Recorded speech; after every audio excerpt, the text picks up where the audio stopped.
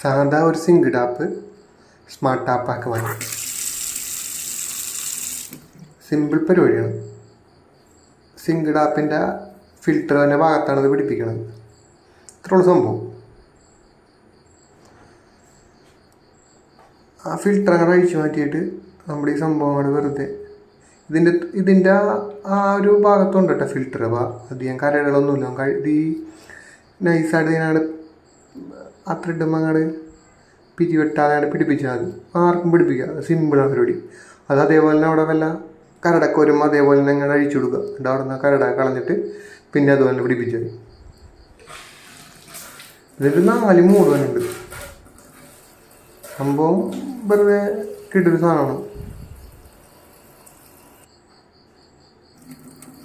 സാധാ ഒരു മൂട് വെള്ളയിൽ വന്നത് സ്പോട്ടിന് ചെറുതായിട്ട് പക്കാ സ്പോട്ട്.